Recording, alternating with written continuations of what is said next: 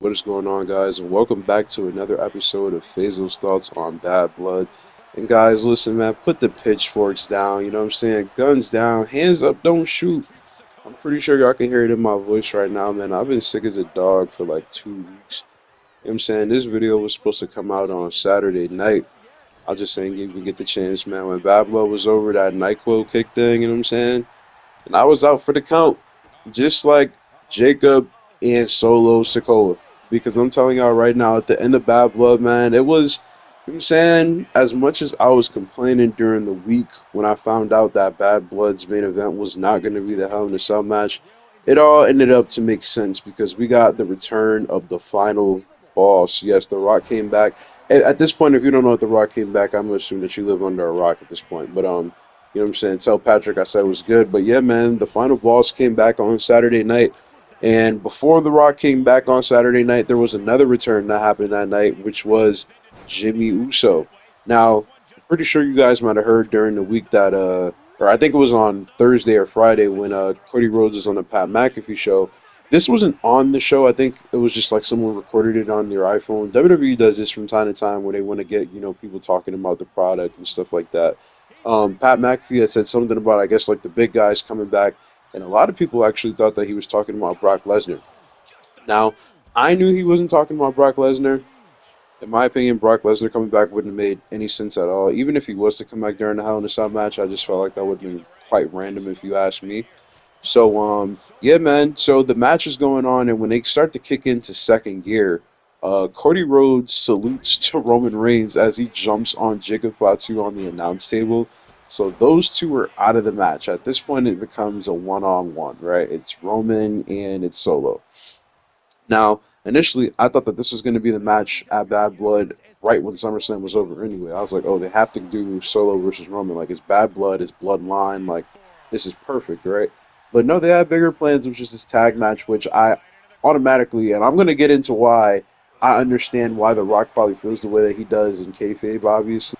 But before the match was over, pretty much what you had go on was the Tama and Tonga Loa, they help out Solo Sikoa, so they, give the Bloodline 2.0, some numbers games. They got the numbers advantage, right?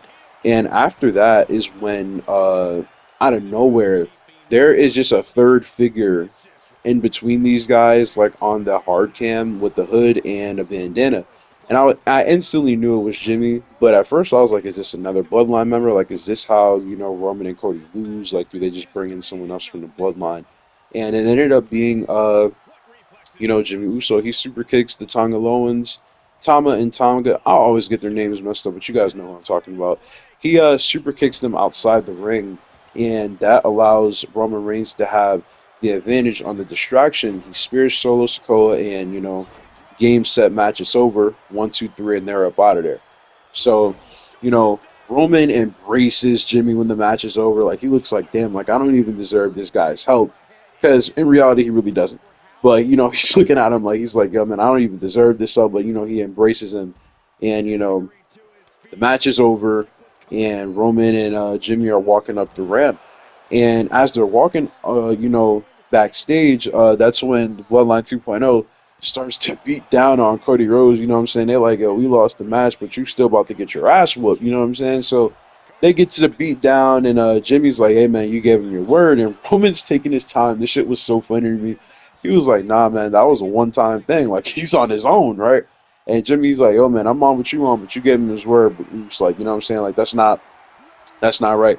So Roman and Jimmy, they run up the ramp, you know what I'm saying? Well, they run down the ramp, they help out Cody. And when they're done giving them the beat down, Roman picks up the WWE Championship. And, he hands it over to Cody because he's like, you know what, this is your title, and there's a respect there.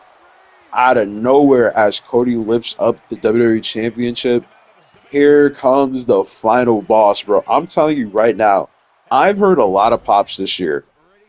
I think the Rock's pop in Chicago might have been louder than this potentially, but in terms of just a regular arena venue, this is one of the biggest pops of the year. Like, this was great, especially because people were low key waiting for it to happen.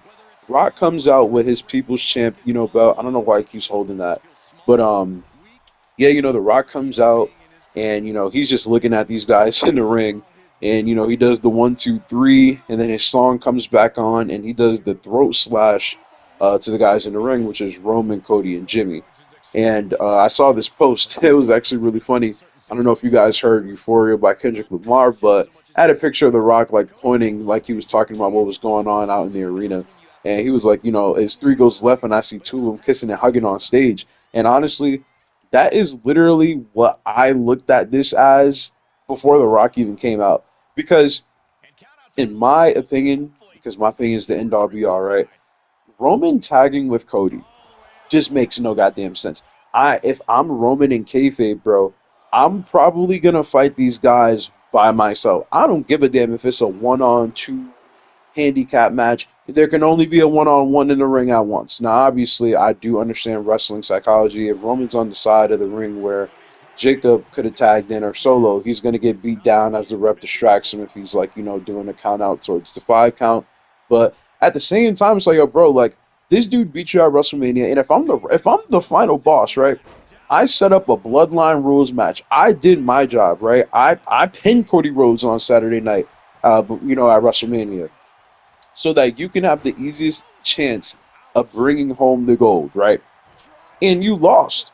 And then the next night, the Raw after WrestleMania, I tell Cody, yo, like, when I come back, I'm coming back for this title. You come back at SummerSlam, you literally messed up your family bringing home the gold. Because we're being honest, Solo was definitely, at least in kayfabe, like, he was going to win the match, right? He had the match won. Roman comes out, and he, fucks him over. And now it's like, not only are you fucking up the family's motion, but you're going after a title I already said I'm gonna go after when I come back. And now you're tag teaming with this nigga and shaking him. Bro, like that's not okay. And I don't know what this means, but what I do know what better come out of it is, like you see before you, hopefully we get Rock versus Cody at the Royal Rumble or something like that. Anything to not have Rock and Cody at WrestleMania, like, no. I don't even really see the benefit in that, because it's like, okay, Cody beats The Rock at WrestleMania, cool. What's after that? You know what I mean? Like, obviously, you always have to be thinking forward, but it's like, and then if The Rock beats him, we know we're not going to get Rock versus Roman until Mania 42. So it's like you kind of book yourselves in a corner when you put it like that. At least that's what it looks like to me. I don't know. I just don't think that makes any sense. But yeah, guys, that is my review on Bad Blood. The final boss is back, and I couldn't be more happier. I hope that he shows up on SmackDown, but if he does or if he doesn't, you guys will definitely be getting a video from me on Saturday morning. So it's your boy Faisal the Great One. Like, comment, subscribe. I'm out, bro.